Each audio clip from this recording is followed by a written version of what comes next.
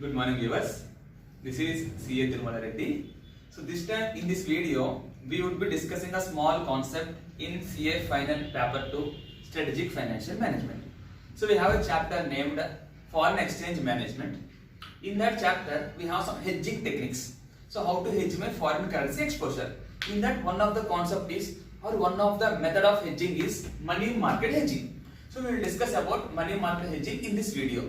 So basically when we are talking about money market hedging, so the basic approach would be, if you are having a foreign currency asset, you should create a corresponding and equal foreign currency liability.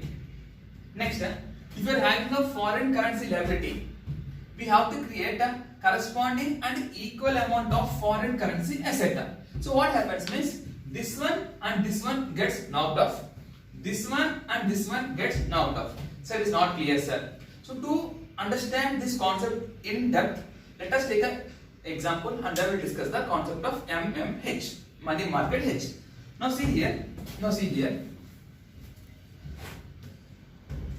An exporter is a UK based company. That means I am talking about a company which is in UK. Now tell me, when I am in UK, so my currency would be basically pounds, and I am an exporter. When I am an exporter, I would be selling goods or purchasing goods. I am selling goods. Just a small English ending. UK based company. Invoice amount is $350,000. Now we have to identify whether this $350,000 is an asset or a liability. First of all, tell me, my company is in UK. So what is the currency of UK and pounds? The currency of UK is pounds, but the transaction is done in dollars and that means my currency is pounds and the transaction is done in dollars. That means, can I call it as a foreign currency transaction first? Be careful. Without a foreign currency transaction, there won't be a problem in this chapter ending. So I am dealing with the rupees and I have done a transaction also in rupees ending. That problem will not come in this chapter ending. So when we are talking about a foreign exchange management, you should be dealing with one currency. Your functional currency of an entity should be different and the currency in which you are doing the transaction should be different. So my functional currency is pounds. I am dealing with dollars. So valid question ending. Next. Now see whether this $350,000 for a transaction, whether it is asset or liability means. Now tell me, I am a UK based company. Now I am an exporter and importer. Exporter. I am selling goods or buying goods. Basically, an exporter will sell the goods. When he is selling the goods, he has to receive the money or he has to pay the money. He has to basically receive the money. So when someone has to pay me money or I have to receive some amount from someone, will it be an asset for me or liability for me? Asset for me. So this question is purely based on the concept of foreign currency asset. Based on foreign currency asset. We'll see next, continue. Credit period is 3 months. Credit period is 3 months. Sir, what is credit period, sir? The time given by party who is selling the goods to other party to make the payment. Here he is saying my CP is 3 months. That means from the date of transaction, within 3 months I have to make the payment. If we assume 1st January as the transaction date, I exported goods on 1st January, so I have to make a payment within 31st March. This is the meaning of credit period. Continue. Exchange rates are as follows. See the exchange rate. Exchange rate is given as dollar per pound, and he is saying that spot rate is 1.5865, 1.5905. Spot rate, that means $1.5865 per pound, $1.5905 per pound. That means on the date when I am doing the transaction, I am having the rate of $1.5865 per pound, $1.5905 per pound. Next, when I am talking about 3 month forward rate. Sir, what is 3 month forward rate and what is a 3 month spot rate? Now, I am on 1st January. On this date, what is the rate prevailing in the stock exchange or rate prevailing in the money market? That is called as spot rate. No doubt with this. Now, after 3 months, that is 31st March. So, I am on 1st January. On 1st January, I am making a judgment of the rate which would be on 31st March. So, I am not going to 31st March. I am still on 1st January. On 1st January, I am making an estimation of rate which would be on 31st March. That rate is called as 3 month forward rate. That rate is called as 3-month forward rate. Done. I am on 1st January, 1 month over, 2 month over, 3rd month over. I came to 31st March. That is called as forward spot rate. That is called as forward spot rate. That means after 3 months, I came to 31st March. On that date, I am making the estimation. That is called as future spot rate or future forward spot rate. And now he told here it is 3-month forward rate. That means still I am lying on 1st January or did I go to 31st March? I am still on 1st January. I am on 1st January and I am making an estimation on 1st January about the rate on 31st March. That is called as 3-month forward rate. That rate is given as 1.6100, 1.6140 dollars per pound. That means 1.6100 dollars per pound, 1.6140 dollars per pound. Sir, why he is giving always two rates? Sir? We'll discuss that now. Again, rates of interest are as follows, sir. Dollar, pound, deposit rate 7%, deposit rate 5%, loan 9%, 8%. Sir, can you please tell me interpretation of this table, sir? Now, if you can interpret this table and you can interpret this rate, the concept is completely done. Now, dollars. That means if I am dealing with currency, dollar currency, I want to make a deposit. That means I am depositing money in the bank. So bank has to give me interest. That time bank will pay me 7%. I am dealing with the dollar. I am taking loan. That means bank has given me the money and in return I have to pay interest to bank. Rate is 9%. I am dealing with pound. My currency is now pound. If I am making a deposit in pounds, I am having a certain amount of pounds. I am going and depositing in the bank in pounds. I'll be getting an interest of 5%. Or I want in terms of pounds, I am going to bank and taking the loan only. That time bank will charge me 8% interest. So in case of dollars, you will be getting an interest of 7%. If you borrow, you have to pay 9%. In case of pounds, if you deposit, you will get an interest rate of 5%. If you borrow the loan, you will get interest of 8%. So this is summary of question only. One point you have to understand. I assume every one of you are aware of the basics of forex management. If you are not aware, so this rate, this is called as a two-way rate. This is called as two-way rate, two-way quote. This is called as buy rate. This is called as sell rate. This is called as buy rate. This is called as sell rate. Also call it as a bid rate, ask rate. Bid, buy rate, ask, sell rate. Sir, who's buying rate, who's selling rate, sir? Now if you go to a bank, that quotation, I will give the quotation or bank will give the quotation. Bank will give the quotation. I am not a judge, I am not a person who gives a quotation. So when the bank gives a quotation, so this quote is also with reference to bank. That means this is a buying rate of bank. This is a selling rate of bank. Always while applying the rate in case of forex management, just think from first one, bank point of view. Think from bank point of view, not from customer point of view. Sir, I should apply buy rate, sell rate, bid rate, ask rate. Don't think from customer perspective. Think from bank perspective. First point, bank point of view.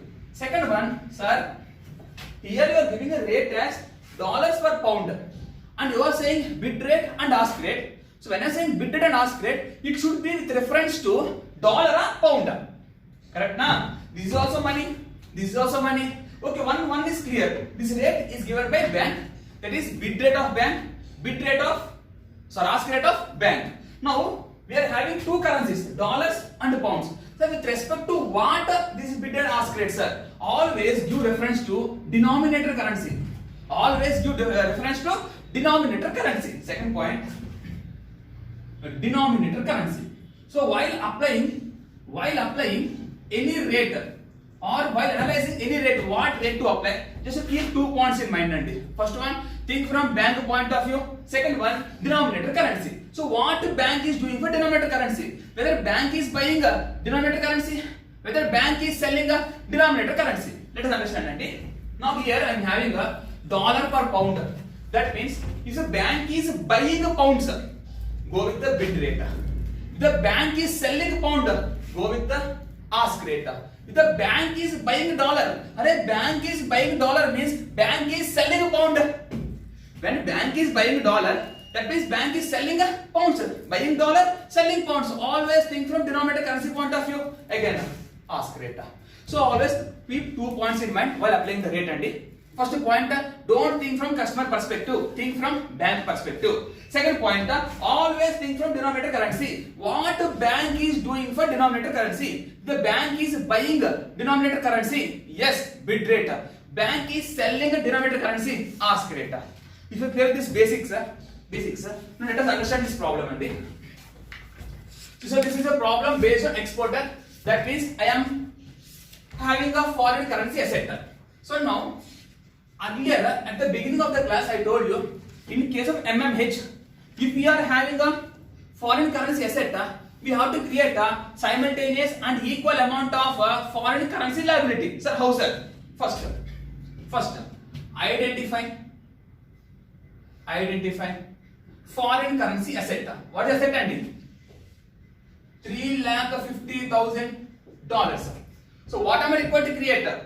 Create a $350,000 liability. Now tell me, this is my asset. When I am going to receive this asset? After 3 months. This is, I have to create this liability. When I should create? I should create this liability in such a way that I should make a payment of $350,000 after 3 months, not now only. Because I would be receiving this after 3 months, 31st March. I should create my liability in such a way that I should pay to someone an amount of $350,000 when and 31st March. So why I am doing this, sir? Very easy, and you have an asset. That means you have to receive some asset, an amount from someone. Now reversing what you are doing, you are creating one liability of same amount on the same day. So what you will do? You will take money from this fellow and you make the payment to this fellow. Your liability gets cancelled, your asset gets cancelled. There's a basic logic in MMH. So what you are doing, we are having an asset here. For that asset, on the same date, I am creating a corresponding liability. So I am having an asset of $350,000 receivable on 31st March. So I will create a dollar liability of $350,000 receivable on 31st March. So that asset, that liability, payment cancelled. Okay, I take the money from there on 31st March. I will make the payment to this fellow, 350,000 on 31st March. So with that I don't have any headache. Sir, now how to create this liability, sir? How to create this liability? What to do? I will borrow now. Now one day, 1st January. I will borrow now such that for how many months? 3 months. So I will borrow an amount of some amount. I don't know the amount. I don't know the amount. Such an amount which would be equals to $350,000. On 31st March. Sir, how much to borrow, sir? Nothing. Here you borrow X amount plus interest for 3 months should be equals to $350,000. If you remember, right, this is the financial management. Can I call it as future value? This one is called as present value. Present value plus interest will be equals to future value. Now I am having a future value concept here. I want present value. So from future value, how to calculate present value? Future value divided by 1 plus R whole power of n. Very easy. So what I do, I will borrow such an amount which will be equals to 350 after 3 months. Now tell me, here I am borrowing or I am depositing? I am borrowing. So I have to see which rate? Loan rate, borrowing rate. I am borrowing or depositing? I am borrowing basically. So when I am borrowing, I have to see the borrowing rate. That means I am taking loan. Now tell me, I am borrowing in dollar currency, pound currency, dollar currency. So go with the borrowing rate with respect to dollars. So what is the applicable interest rate? 9%. Repeating again, this is the core part MOH. I am borrowing in terms of dollars. I am borrowing or depositing? Borrowing. So this becomes irrelevant. So either 9 or 8. I am borrowing dollars or pounds? Dollars. So this is irrelevant. That means I should take interest rate of 9%. I want R kada. For that R, I am taking 9%. Now substitute. My future value 350,000 divided by 1 plus R. Always interest rates will be expressed per annum. But here I want for 3 months. So 9% for 12 months. For 3 months it becomes 9 divided by 12 into 3. 2.25%. So 1 plus R 0.0225. That's equals to 3,50,000 50,000 divided by 1.0225. Can someone tell the answer for this? 1 or 2.5? Okay, 1.0225. 3,42,298. So it would be 3,42,000. 298.2. 298. 285. Okay, $298. That means what I'll do ante, on today, on 1st January, I will borrow $3,42,298 and I'll hold it for 3 months and I have to repay it after 3 months by adding interest rate of 9% per annum. It becomes 3,50,000.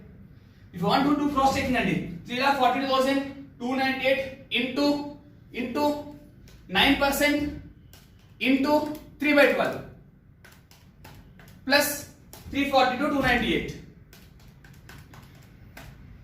3,50,000. Fine. That means if you borrow this much of amount today, it becomes with interest on 31st March 3,50,000. So first one, I am recognizing my foreign currency asset. How much? $350,000. So I have to create a corresponding dollar liability 298. So 342,298. After 3 months, I have asset, I have liability. Both they will do exchange. So my scene is done. But today I bought this much amount. So what will I do with this? Mine is which country? UK. Which currency? Pounds. So today I borrowed this much amount of dollars. I can't keep dollars with me. So what I will do? Immediately convert dollars into pounds. Converting today or after 3 months? Today. Which rate? Spot rate. Now I will spot rate. This one we analyze. I told two concepts. Think from bank point of view. Think from denominator currency point of view. What bank is doing for denominator currency? I am the customer. I am having dollars. So what I will do? I will take the dollars, go to bank, give dollars to bank, take pounds. That means here customer. I am selling dollars. So what bank is doing? Buying dollars. When bank is buying dollars, bank is selling pounds. Correct or wrong? Same thing. I am having dollars. I go to bank. I will sell dollars. So I am selling dollar. Bank is buying dollar. That is bank is selling pounds. I am selling dollar. Bank is selling pounds. That means pound. Bank is selling. See, denominator currency. Pound. Bank is selling pound. So which rate? 1.505. Ask rate. Then so what I do? This $3,42,298. I will convert it into pounds. Into pounds using which rate? 1.5905. See everyone. $1 is equals to 1 pound is equals to $1.5905. Correct na? Now I want how many dollars? I want $342,298. Do cross multiplication. This one into this one divided by this one. That's equals to 342,298 divided by 1.5905. How much it is? 2,15,214. 2,15,214 pounds. 0.083. Pounds.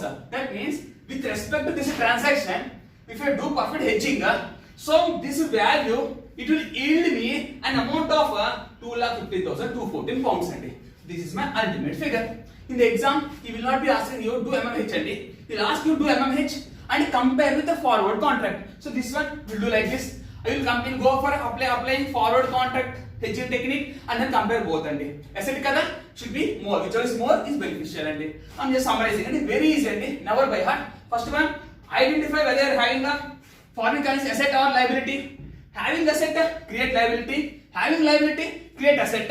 Using the appropriate discount rate. Using your brains.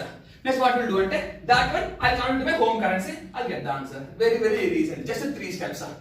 Done. So if you having any doubts in this regard, you can put me as a comment. I'll revert back to you. Thank you very much.